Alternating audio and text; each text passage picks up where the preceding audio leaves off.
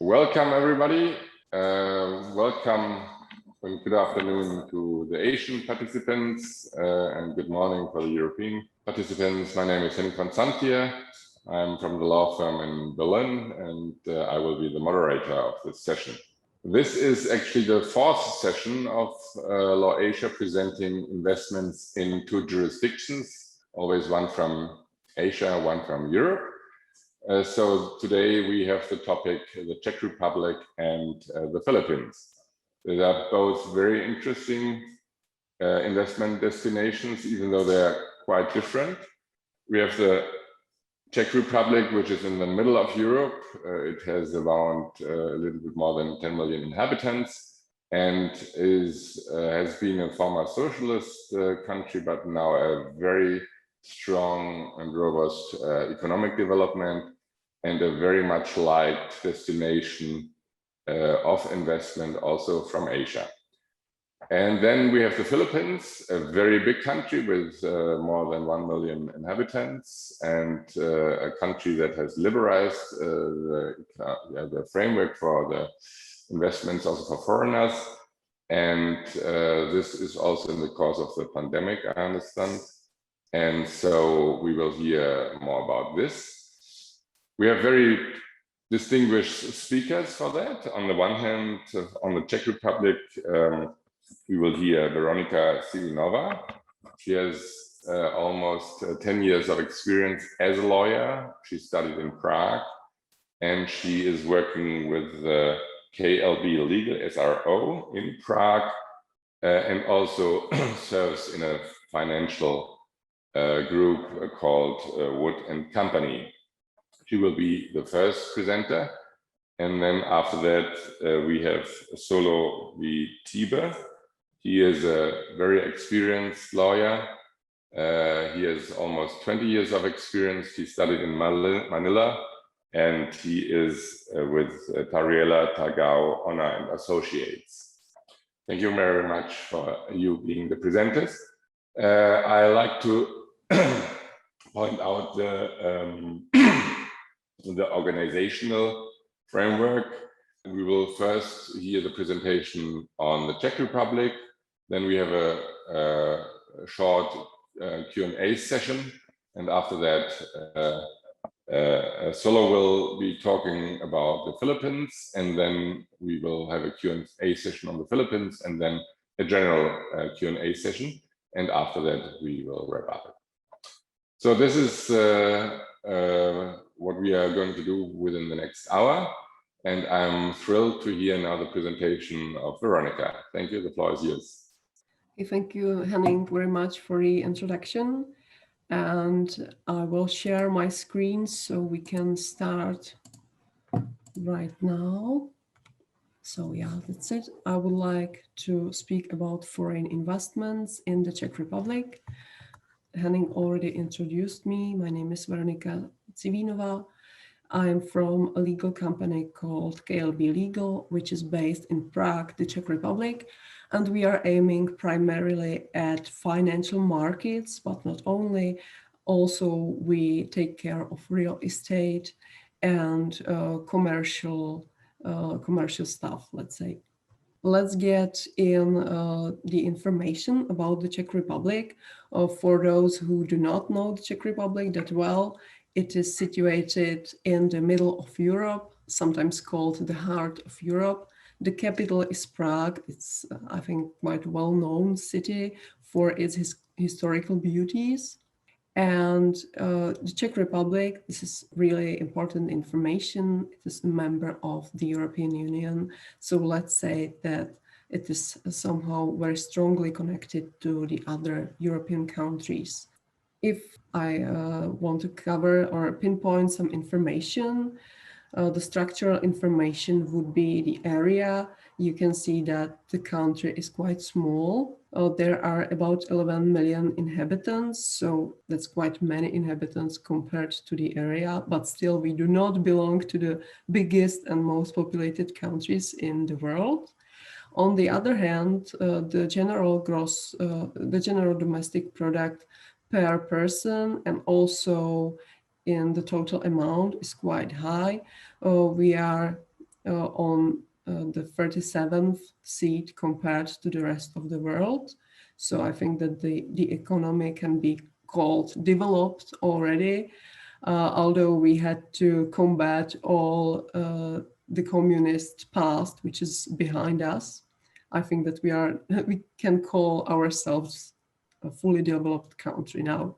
The currency, this is an important information. We are not a member of the Eurozone, so the currency is Czech koruna. It is fully convertible to other currencies, but still it has its own separate existence. At first, I would like to cover why to choose the Czech Republic as the destination of your foreign investments. There are several reasons why yes and why not, of course, like with all countries. But why yes? The Czech Republic is an EU member. It means that your investments can flow freely throughout the Union. If there is a company placed in the Czech Republic, it can sell all its products throughout the European Union without any custom duties and completely freely. Another good thing about the European Union is funding. You can receive additional funding from the European Union. There is really a huge dotation system. So I think that this is a really good thing for foreign investors. Another great thing about the Czech Republic is technology and innovations. Czechs are known for their golden Czech hands, especially in machinery and electrotechnics, also in automotive industry. And it is valid for more than 2 centuries at least. So you can see from this saying that Czech labor force is really qualified and it is also very responsible. Another great thing is safety and peace. We are an inland country which is locked in the middle of Europe, and we can call ourselves safe and peaceful country. We are ranked 11th in the world comparison, which is, I think, really great. And the last thing I would like to mention is the human capital. I already covered that a little bit. I would also like to add that there is high level of education in the Czech Republic, and also the health system is great. So people are usually working healthfully till high age. Just a short quote from Cushman and Wakefield that the Czech Republic is best country for production in Europe for the year 2021. Now there are like 4 parts of my presentation that I would like to speak about.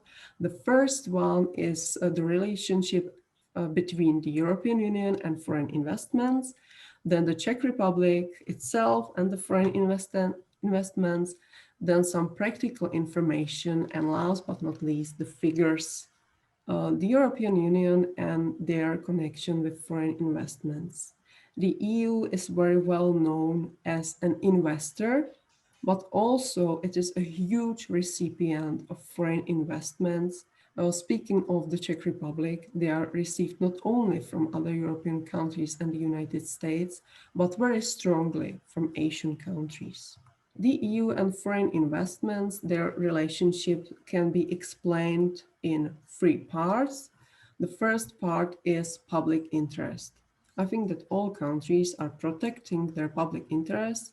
Also, the European Union is protecting its own public interests, and the individual nations, the individual countries have their protective schemes for their public interests. On the other hand, the scope of public interest in the European Union is not as wide as in other countries. So I think that public interest is important to mention. If you would like to invest in military, for example, or critical infrastructure, it can be really limited. On the other hand, most sectors are not limited, or you can invest without any further approval. Another thing to be mentioned in relation to the European Union is international agreements.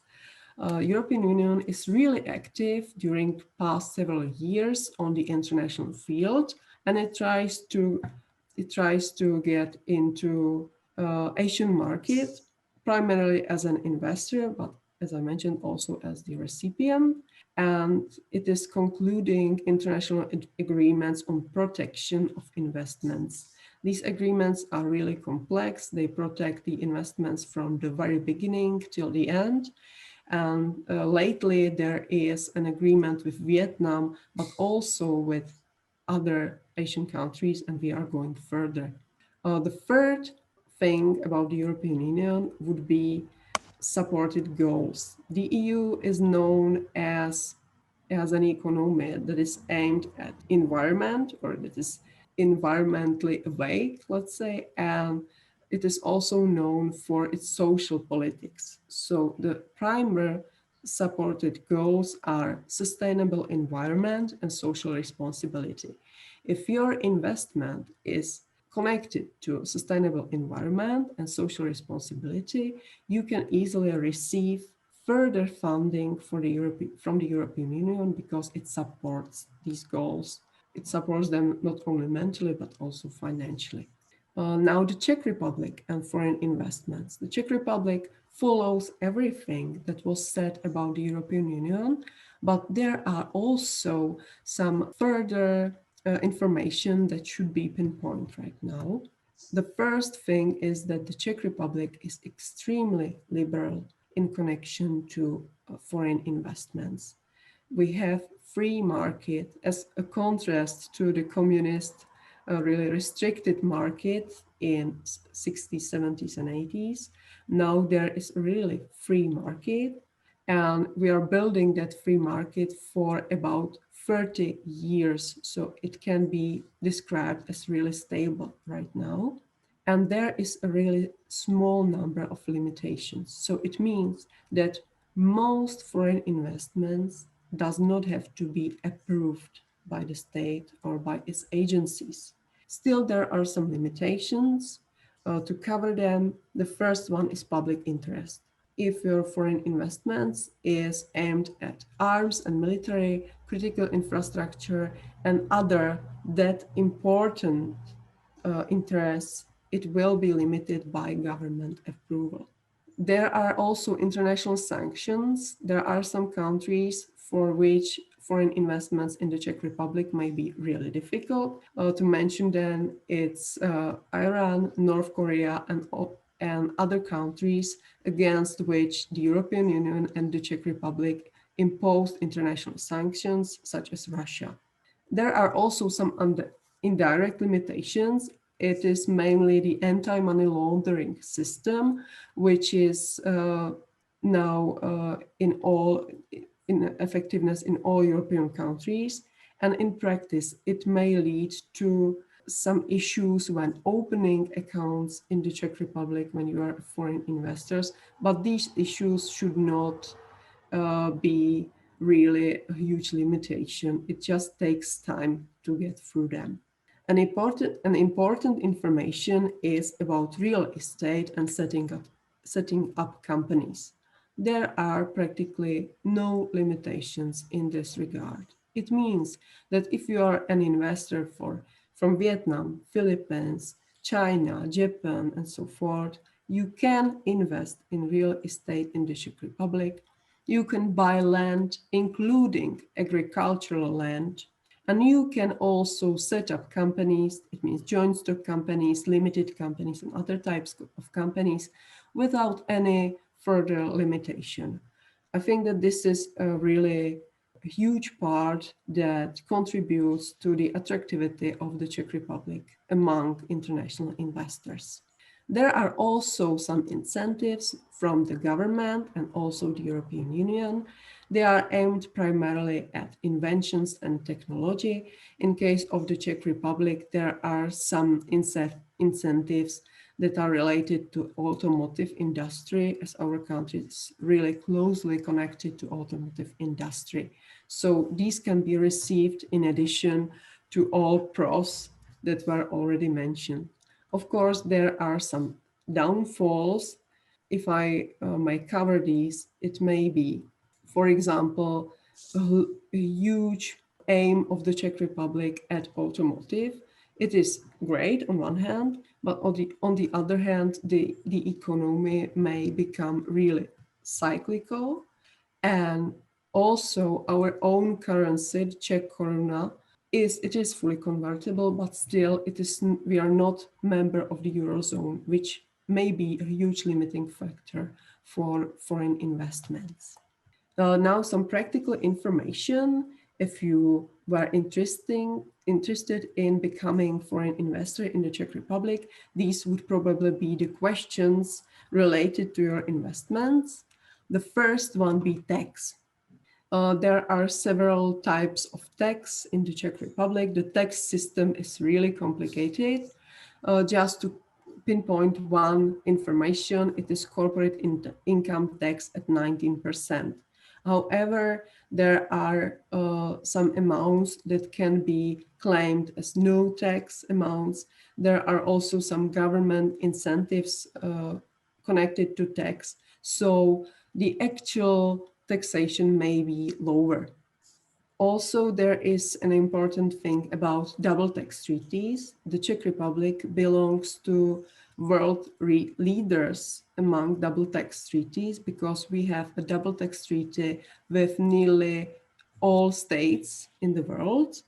And it means that as a foreign investor, you do not have to pay tax twice.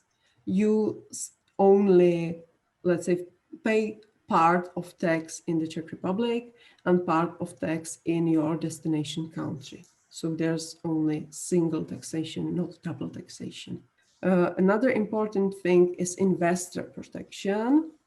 We are a country that is quite transparent, or let's say very transparent in comparison with other world countries, as you can see from the table. The manager's responsibility is somehow, let's say, average or below average. I personally have never encountered any huge problems in manager's responsibility, but it is true that the legal system could be better in some parts to enforce better level of manager's responsibility. And then there is index of shareholders power. You can see that we are not doing very well. Let's explain this. It means that if you are a majority investor, you are very well protected. If you are a minority investor, there is not really huge protection. So if you want to invest in the Czech Republic, it is better to do so as a majority shareholder or to make it just one part of your portfolio investments and become only minority shareholder in several companies, let's say. It is not a good choice to become like 40% or 30% shareholder in a company because you are not protected that well. So this is to investor protection. And now to the last part of my presentation. These are the figures and some practical issues about foreign direct investments. The volume is, let's say, very high, or in my eyes, it's very high. The inflow is yearly about 10 billion US dollars. In total, the inflow is about 170 billion US dollars. And we are then the second largest recipient in Central Europe after Poland. But let's say, or it's important to say that Poland is a much bigger and more populated country than the Czech Republic. So there are large amounts of FDI in the Czech Republic. The main counterparties are situated in the European Union. These are, for example, the Netherlands, Luxembourg, and Germany, but also there are important non-EU countries that invest in the Czech Republic. We can mention China, Korea, and the United States, but this is not limited only to these countries. As I mentioned, there are not many government restrictions, so we allow investors from all over the world to come and invest in the Czech Republic. The sectors that are invested into are primarily manufacturing. It is about 30% or over 30% of international investments. Primarily, we are speaking about automotive industry. To be more precise, there are at least 3 huge companies that are making cars, and many middle-sized companies that are providing some parts for these huge companies. The huge companies be Volkswagen, which is a German company, and they are making Skoda cars in the Czech Republic. This is a traditional Czech brand, Skoda. Then it is Hyundai, and as the third one, it is Toyota, Peugeot, Citroën, TPCA automobiles in the district of Kolín. Also, there are other manufacturing sectors as machinery and also heavy machinery in the Czech Republic. It is a kind of relic of our communist past, so there are a lot of machinery companies, but now they are all, of course, on technologically high level, and they can produce really interesting products that are competitive in the world comparison. And also we are active in the field of electronics and innovative products. Another important and really interesting sector is real estate. As I mentioned, you can acquire real estate without any limitations, including agricultural land. So this amounts to about 10% of foreign investments. And also trade itself, wholesale and retail trade. There are huge trade centers located especially in the middle part of the Czech Republic, and these amount to about 10% of foreign investments. So from me, this is all. I hope that I covered all important parts that are connected to the Czech Republic and foreign investments in here. Thank you for joining us and listening, and you can reach us at these links. Thank you very much, Veronica. This was very interesting, and now know that the Czech Republic is a very, very interesting destination for foreign investments. If there are any questions, please do ask them in the chat room. So for now, I do not see questions there. My question would be, is there a sort of first stop where foreign investors could go to, and that there is an agency that helps promoting or helping investors to get around in the Czech Republic, or would it be the best to go directly to a law firm, or is there another stop you would propose to go first to? Both options are possible. If it is a huge company, it is probably better to contact the government through Czech Invest, which is the first stop for foreign investors, especially for the huge companies in this case.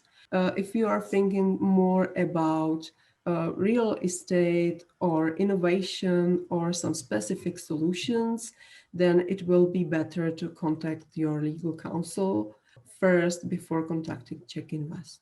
What would you think is the hottest destinations in terms of branch in the Czech Republic? I hear that there's also a lot of technology IT going on, but maybe it's real estate or whatever. What do you think is the hottest? I think that lately it is primarily real estate, because the prices are getting higher and higher. So this is a good investment for investors from all over the world, but also as the Czech nation is quite well educated, very well educated, also in the IT area and innovation area.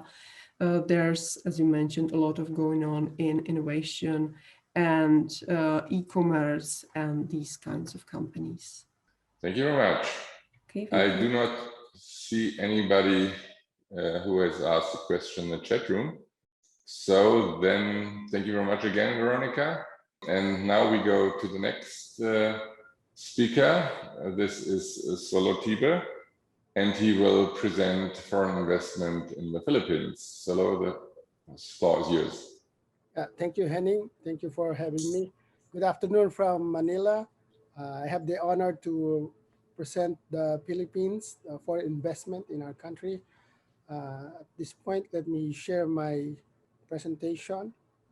Philippines is a national archipelago with 7,000 islands. It's located in the Asia Pacific region, an emerging market.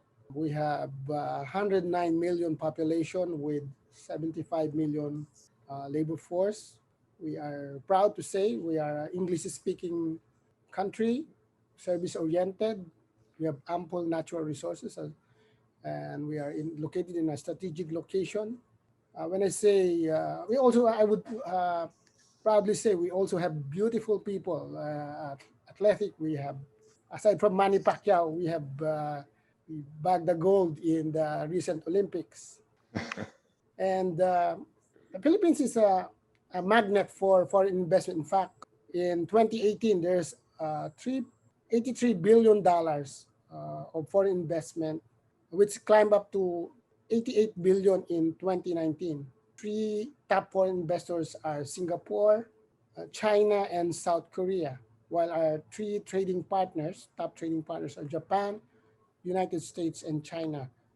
Compared to Prague, our GDP per capita is $9,000 per person. Now, for those from the European side, it may interest you to know that European companies invested 406 million euros in 2020. And most of these came from the United Kingdom, the Netherlands, and France.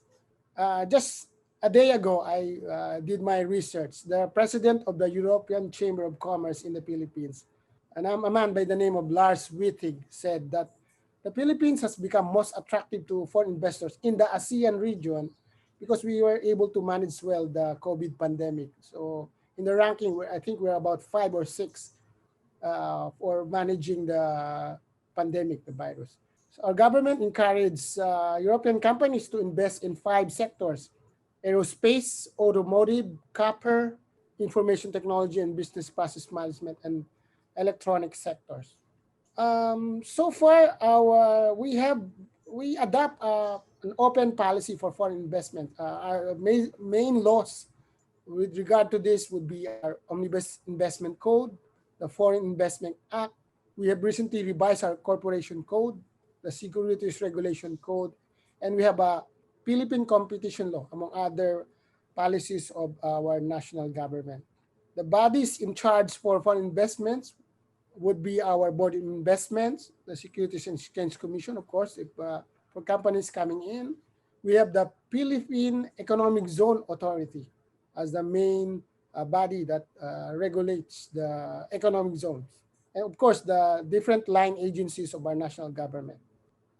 As I said, the Philippines as a friendly nation opens its door for all foreign investors. In fact, our president, when he took office in 2018, he adopted what we call the Foreign Investment Negative List. Just mind you, when we say negative list, this is actually a misnomer because it's really positive because the country opens its door for all foreign investment and categorize them into different, in the manner of foreign partnership within foreign equity and domestic equity, meaning local businessmen. So let me run down the categories. So for number 1, the foreign equity, for 25% foreign equity would be recruitment agencies, local or overseas, construction of defense-related structures. Now there's 30% foreign equity would be for advertising. The bulk of the investors would come in on the category of the 40% foreign equity. So there are essentially about 10 major industries. So construction of public works, exploration of natural resources. As I mentioned earlier, we have ample natural resources. Ownership of private lands. Investors can acquire lands in the Philippines. Operation of public utilities. Educational institutions. Culture, production, milling, processing, trading. Contracts for supply of materials, goods, and commodities for government-owned and controlled corporations. Operation of deep-sea commercial fishing vessels. Ownership of condominium units. and even private radio communication network. Now we have this category that is reserved for purely local businessmen or 100% domestic equity. These are the mass media, retail trade. So, but then even that, the foreign companies can still engage in this sector by rendering services to these industries. So there's a way you go about the law. Like I said, it's a misnomer to call it negative list. Now, for all projects and services, the foreign investors must go through the government approval, following this list and securing compliances from the said regulatory bodies. Now, the main sectors for investment would be information and communication, electricity, gas, steam, air conditioning supply, manufacturing, administrative, and support services. As earlier mentioned, our top 3 foreign investments in 2018 would be China, Korea, and Singapore. Now, how does the foreign company come into the Philippines? Now, there are 2 vehicles which is allowed by our law. Number 1, they would come in by investing through an existing private corporation. And number 2 would be partner up or enter into a joint venture with a local domestic corporation. Now, the Philippines benefit to the foreign investors. We are signatory to a double taxation agreements with 43 countries, which include Australia, Canada, China, Japan, France, Germany, EU states, the United Kingdom, and the United States of America. We have also several tax incentives and holidays to foreign investors who would put their businesses at our economic zones. Now, we will go to this matter a little bit later. So, aside from the tax agreements, we also provide specific incentives. For example, there will be a 5-year income tax holiday for pioneer businesses. Now, in lieu of a corporate tax, we can provide a special percentage tax. We also provide tax-free and duty-free importation for capital equipment, supplies, raw materials, spare parts, and other articles including finished products or finished goods. The country also gives the privilege of employing foreign nationals. And furthermore, we provide the permanent resident status depending on the investments. Now, recently, the Philippines has adopted what we call the Corporate Recovery and Tax Incentives for Enterprises Act, or shortly known as CREATE Act. Well, essentially, this law has reduced our corporate taxes from 30% to 20% for companies with net taxable income not exceeding $100,000 or with total assets not exceeding $2 million. For all other corporations, the tax rate would be 25%. Then again, as I said earlier, there are special tax rates given to those locating in economic zones. Let me go to that at this point. So at the moment, we're proud to say there are 413 operating economic zones in the Philippines, located on different major islands in the Philippines. The biggest of which are in Cagayan, Subic, Zambales, Clark, Pampanga, Bataan, Cavite, and Zamboanga. I understand you wouldn't know this provinces, but I have a figure here just to show you. In a map, the bulk of the foreign investments in economic zones are found in the north part. That's the major island, that's Luzon. Now, the second group of investments would be in the second biggest island is in the Visayas. That's in the middle part. And then the last would be in the southern part. That's our next big island, the Mindanao. So in terms of classification industries, the biggest economic zones are in the IT center and IT park, followed by the manufacturing and by agro-industrial economic zones. So all in all, there's as of December 31, 2020, there are 413 economic zones in the entire Philippines. So similar to Czech and other countries that attracts investors, the Philippines has established an anti-money laundering council by virtue of an anti-money laundering law, which pegs that an investor can easily bring in less than $10,000 to the country. So more than that, the investor has to go to the channel to our banks and secure clearance from the council. The purpose of which is to ensure that there's no dirty money coming in, and then no hot money will be flowing in and out that will affect the economic stability. Again, the foreign investors can engage in government infrastructure project. In fact, our current administration has about hundreds of infrastructure projects in partnership with foreign investors, which are the priority of our president.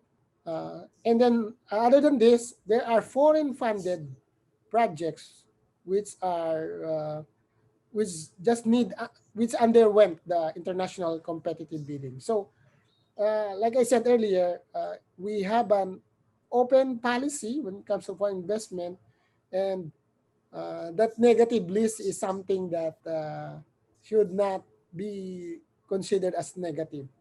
Now, the laws that mentioned earlier seeks the protection for foreign investors, and more recently, we have this law, the Public-Private Partnership Act, which prohibits trial courts from interfering or issuing restraining orders, injunction for all infrastructure projects. It used to be way back about a decade ago that many foreign investors would encounter lawsuits. The suits even going back to not only in Philippine jurisdiction but in the States or abroad. But in order to ensure that the foreign investors will have a good deal in their business, this law was passed. So no more injunction, no more restraining orders. So implementation of projects will be smooth, even if there are disputes or misunderstanding that would arise along the way. So aside from treaties, the tax treaties, we also have 40 bilateral international investment agreements, which gives foreign protection measures for infrastructure projects involving foreign investors. And more recently, the Philippines has come up with a law entitled Ease of Doing Business and Efficient Government Service Delivery Act, or EDB Act, which standardized the deadlines for government transactions, created a single business application form, automated the business permit processing, established a central business data, and more importantly, the law established this agency, the Anti-Red Tape Authority, or ARTA, the Director General of which is a friend of mine. They are working hard to simplify, fast track, and do away with red tape in processing of doing business in the country. In fact, even as low as getting permits from the local city or getting visas, the ARTA would help out. So that's really a very important and helpful agency right now. So as a recommendation and tips for those who want to come in, the firm recommends that foreign investors must consider their products and service together with their capital and competitive advantage before investing in the country. If they would like to come in, they must pursue some exploratory missions first and probably engage a business consultant and legal team to map out their business undertaking. We highly encourage that investors should think of the comparative advantages of the Philippines. On the other hand, we have an English-speaking, young and well-skilled workforce. We have ample natural. We're very good for retirement. We also issue retirement visa for investors. So when I say ample natural resource, since we are an archipelago, we have very good beaches and tourist destinations. So and we have close or strong cultural proximity to the Americans, and then we are located to an emerging market, good geographical locations such as the Asia Pacific region. So I'm putting out my lawyer hat, and I'm coming in here like a tourism officer and tell you that come and visit us soon. Thank you very much, Solo. That was a very nice presentation, very interesting also. Yes, are there any questions? I just see that Nipita asked the question, and she's wrote, I have heard in 2019 that the Philippines plan to relax its FDI regulation. Is this the case? And so has it been successful in attracting more FDI? Henning, let me see. I'm going to the chat box. Yes, please do so.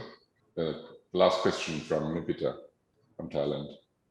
Yeah, that's true. That's true, Nipita. Actually, there are several measures now lodged in Congress relaxing the foreign direct investment regulations.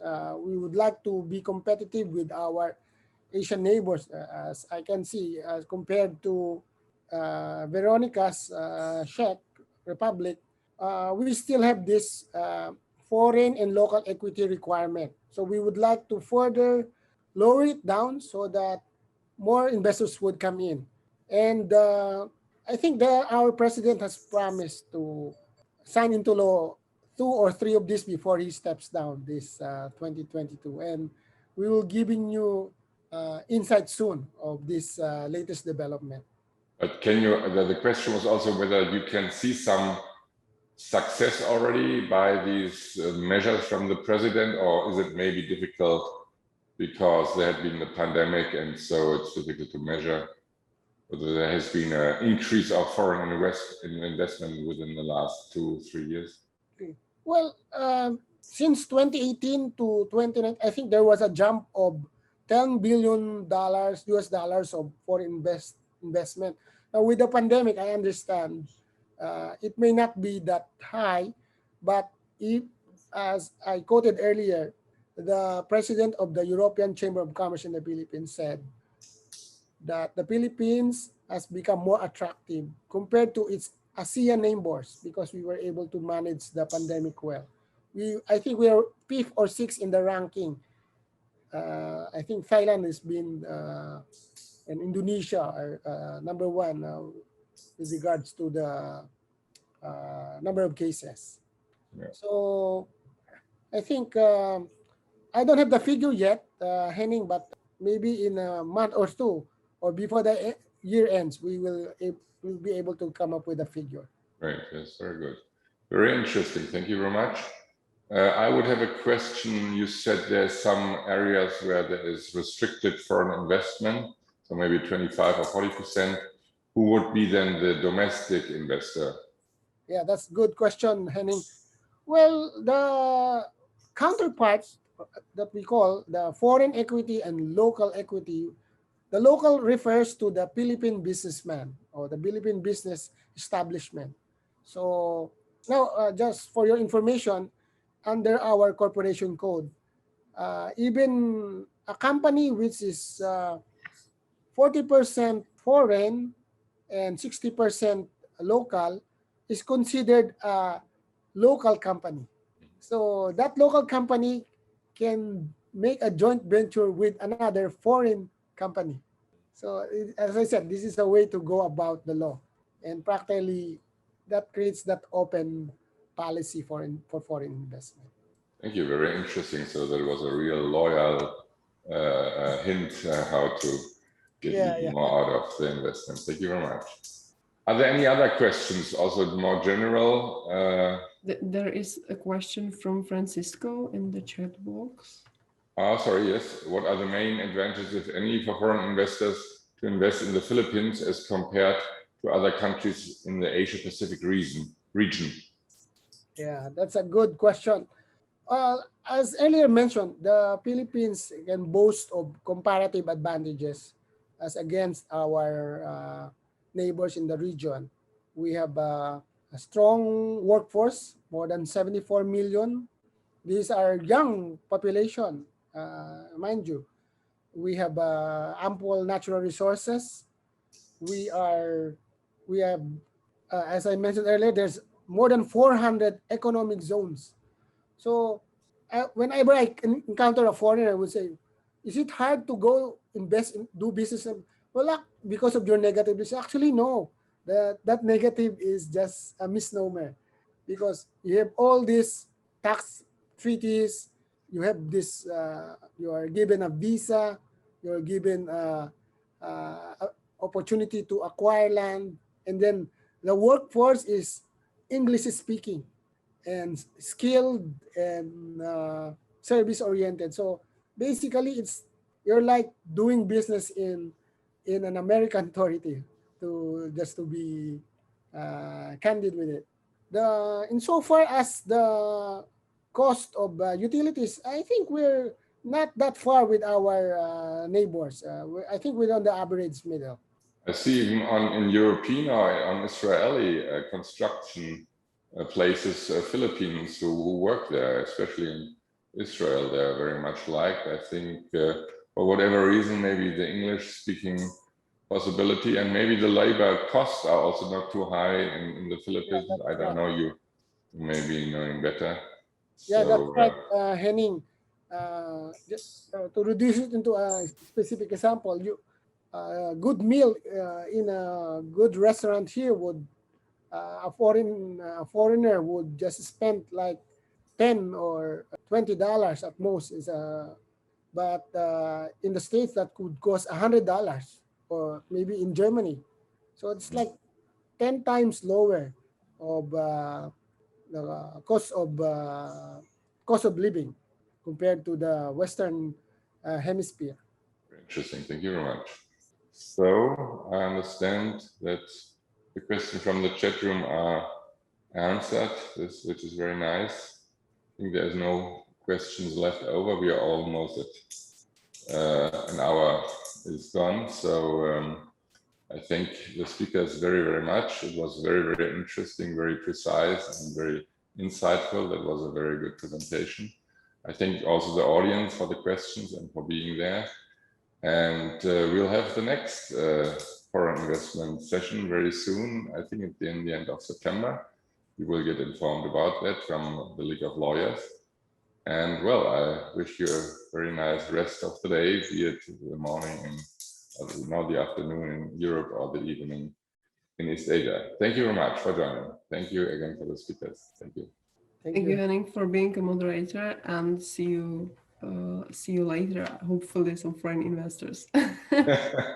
Yes, that would be great. Thank you. Thank you, Henning. Thank you. Thank you.